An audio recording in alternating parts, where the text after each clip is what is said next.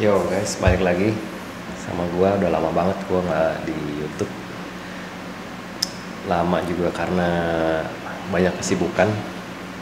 Tapi gua bingungnya terakhir upload di YouTube tuh subscriber baru 400-an, sekarang udah 600-an. Ini yang ngalamin engsi makin banyak atau gimana, jadinya bingung. Agak sedih juga sih ngeliatnya. Cuma anyway, kalau misalnya kalian itu udah sembuh atau udah bisa ngatasin engsi kalian, udah bisa ngendaliin, udah bisa kontrol, gue sih saran unsubscribe channel gue ya. Maksudnya buat kalian move on dari engsi kalian. Oke, a lot of story. Gue banyak cerita selama gue nggak di YouTube. Jadi gue kemarin ini sempet ada ya dari subscriber juga nge-DM. Ya kebetulan gue bisa coba bantu mereka ngatasin anxiety-nya. Gue cukup seneng ada progres. Ada yang dari nggak berani keluar rumah, sekarang udah bisa jalan ke mall sendiri. Ya tentunya bertahap ya, ngelewatinnya juga nggak gampang. Ada yang udah berani mutusin untuk balik gawe, balik kerja, macam-macam sih. Ada yang udah nggak baperan. Kalau dipikir-pikir emang banyak ya efek dari gara-gara satu anxiety aja tuh kemana-mana. Oke, gue mau share pengalaman sih. Maksudnya banyak cerita dari orang-orang yang kemarin sempet ya gue approach ya. Maksudnya mereka approach juga ke gue saling nguatin juga sama mereka. Tapi banyak cerita gitu, khususnya kenapa mereka punya progres masing-masing ya, punya prosesnya masing-masing. Ada yang lama, ada yang bisa cepet. Nah, di sini gue belajar dari pola perilaku mereka itu yang bikin mereka tuh, atau bikin kita semua tuh kalau mau sembuh dari anxiety itu terhambat atau lama. Nah itu gue akan bahas setelah ini. Oke, jangan kemana-mana.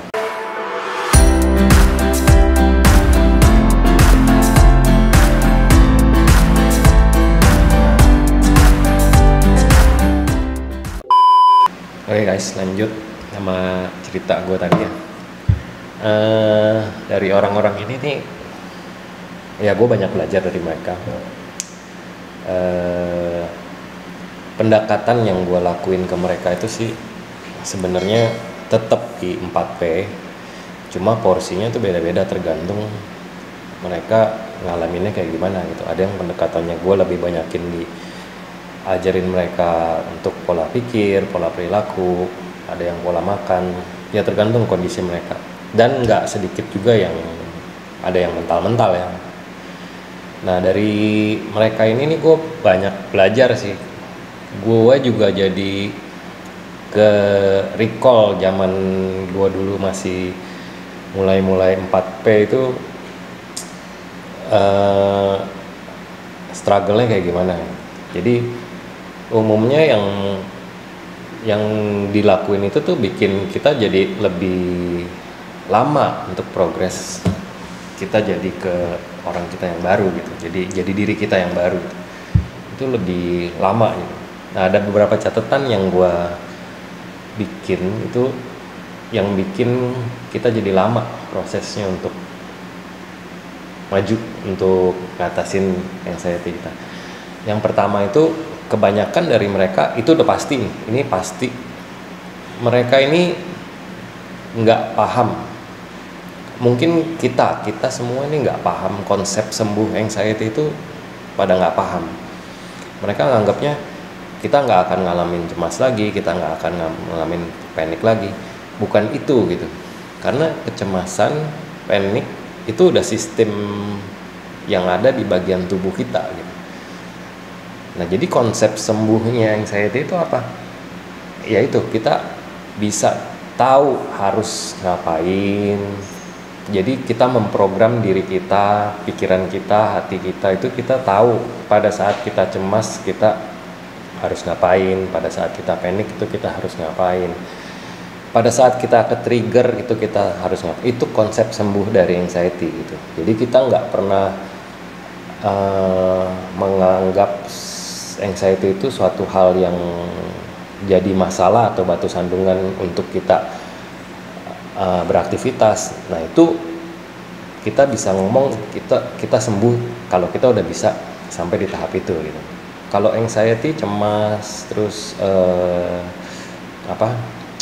panik, itu sistem yang ada di tubuh kita itu nggak akan bisa dihilangin. Nah mereka banyak yang nggak paham sama konsep itu. Terus yang kedua yang bikin menghambat proses kesembuhan dari anxiety teman-teman itu, masih banyak yang suka nunda-nunda, prokrastinasi itu ya mereka lebih banyak seneng ya, maksudnya dalam tanda kutip berenang-renang di situasi anxiety-nya. Jadi tiap bangun pagi juga ngerasain, malah dicari gitu. Anxiety itu malah dicari, bukan bukan dicari solusinya untuk segera diatasin. Mereka masih banyak yang lebih seneng baringan, mainin gadget, terus ya and so on lah, seperti itu.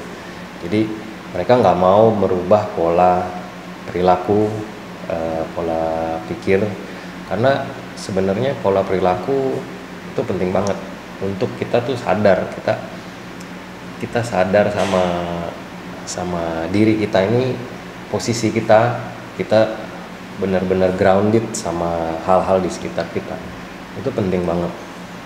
Terus yang ketiga, demanding. Jadi mereka banyak menuntut yang baru jalanin 2 minggu atau sebulan udah nanya kok nggak ada perubahan. Dalam yang orang-orang yang sembuh, yang udah bisa ngatasin anxiety-nya mereka itu tahunan gitu, nggak hitungan sebulan 2 bulan terus akhirnya jadi. Itu harus dilatih terus, proses itu harus dilatih. Jadi mereka demanding, mereka menunggu ekspektasi, mereka menunggu hasil. Sebenarnya yang menurut gua itu hasilnya itu nggak bisa ini loh gitu Pak. Misalnya kita sakit kepala, minum obat paracetamol, sakit kepalanya hilang, bukan seperti itu gitu. Hasilnya itu tuh nanti kalian tuh bisa rasain ada perubahan sikap, perubahan perilaku, kebiasaan di kehidupan sehari-hari kalian tuh jadi lebih baik gitu. Kalian jadi lebih bisa bangun pagi, terus kalian bisa jadi lebih bersahabat sama orang-orang, jadi lebih nggak tertutup. Kalian lebih semangat untuk ngejalanin aktivitas, kerjaan, kumpul sama keluarga. Itu kalian nggak kosong, kalian penuh dengan kesadaran dan fokus yang tinggi. Itu yang bakal nanti akhirannya tuh seperti kayak gitu. Yang keempat, selain demanding, cepet puas. Jadi kemarin sempat ada ya gue bilang teman gue lah, dia di luar kota, dia ngalamin anxiety. Gue cuma bilang ini kondisinya dia udah pernah ngatasin anxiety-nya itu beberapa kali ya, maksudnya dia udah bisa kontrol, udah bisa ngejaga moodnya dia. Terus tiba-tiba dia nge-DM, pas guanya itu memang lagi pas di Instagram, jadi gue bisa langsung reply. Gue ajak dia chat sama dia,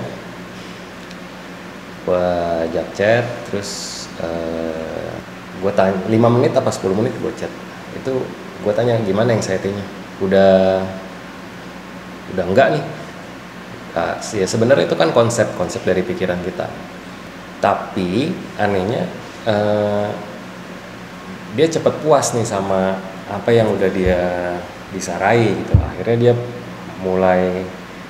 dia tanya kenapa ya bisa berulang-ulang, begitu diselidikin ternyata ya polanya dia naik turun gitu. Apa yang dia lakuin 4P yang dijalani itu up and down gitu, kadang dijalanin kadang enggak, ya jadi hasilnya begitu gitu. Jadi gua saran jalanin 4P itu, kita tanpa apa ya, tanpa ekspektasi apa-apa, kita jalanin tulus, tujuannya untuk kebaikan diri sendiri.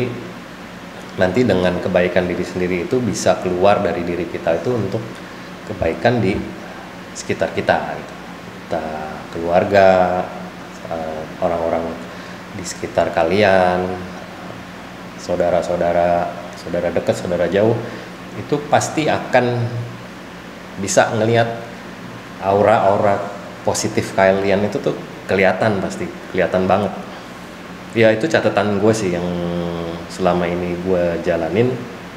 Kalau misalnya kalian punya cerita-cerita juga pas lagi jalanin 4P itu, kalian boleh tulis di komen. Jujur gue udah lama banget nih nggak di YouTube, karena emang banyak kesibukan nih. Bukannya nggak mau touch juga sama kalian. Kalau kalian memang terbantu sama video gue, kalian boleh subscribe. Tapi kalau misalnya emang kalian udah sembuh nih ya, udah bisa ngontrol, gue sih saranin unsubscribe. Karena balik tadi ya gue cerita yang di awal, karena gue ngedengerin cerita orang-orang ini nih, teman-teman anxiety yang share ke gue, sedikit banyak gue ketrigger, tapi gue bisa handle dan gue bisa kontrol. Gue takutnya buat orang-orang yang baru sembuh dan masih penjajakan, belum waktunya saatnya dia move on, akhirnya dia ketarik lagi, better di unsubscribe dulu atau di hide dulu lah channel anxiety atau ya whatever lah. Gua nggak masalah sama itu, tapi karena ini tujuannya buat kebaikan kalian juga. Oke, jadi segitu dulu.